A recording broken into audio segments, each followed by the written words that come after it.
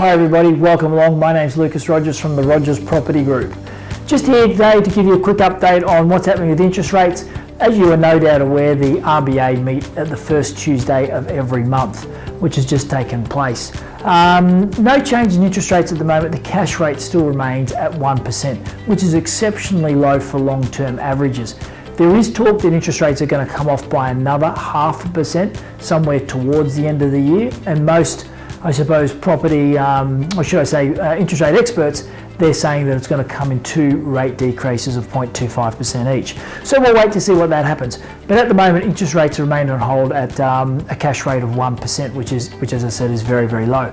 Now, what's been influencing that? Well, the overall economy in Australia is actually doing fairly well. Unemployment's still relatively low, employment's still high, migration into the country, so our population growth is still very, very strong. So overall, our economy is doing quite well.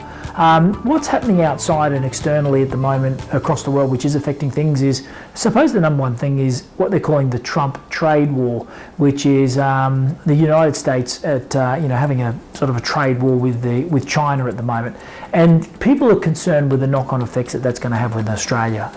But we'll wait and see what sort of effects that's going to have at the moment. But as I said, the Australian economy is actually bubbling along pretty well. So what does the interest rates mean to property investors across the nation at the moment? Well, it means that rates are very, very low. You can lock in very cheap at the moment, which means if your yield is high and your interest rates are very low, the majority of property, if you choose well and you select in the right location, is going to be cash flow positive for you. So that's going to have an effect depending on your income tax level.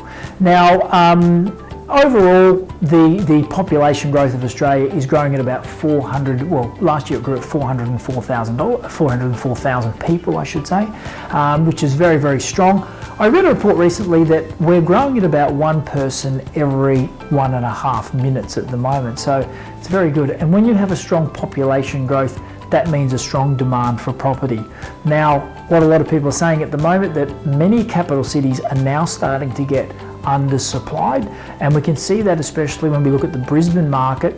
We can tell that there's an undersupply of properties in certain suburbs and good locations because the rental vacancy rate is getting exceptionally low. And in a lot of suburbs that we're looking at the moment, the vacancy rate is 1% or even lower. So that's meaning that every 100 investment properties that are out there, that 1 may be available. So when vacancy rates get down to 2% and below, it means there's a bit of a squeeze on, to be honest, and what's going to happen is you're going to see rental yields start to go up from there. Rental yields across Brisbane at the moment are still very strong at around about very late 4s to 5%. So look, very good time to get into the property market. I think a lot of property experts are really crossing their fingers and hoping that if interest rates go down again further, that the Sydney and Melbourne markets don't start to kick on again. Because if they do that, the issue that we may have is APRA or some type of regulatory body may come in and start to put a halt on the capacity for people to be able to get finance, which has really just eased lately. So it's a bit of a double-edged sword there with our low interest rates, but at the moment, if you can get finance, it's definitely a good time to get into the market and get investing. So happy investing, guys. Look forward to chatting with you soon.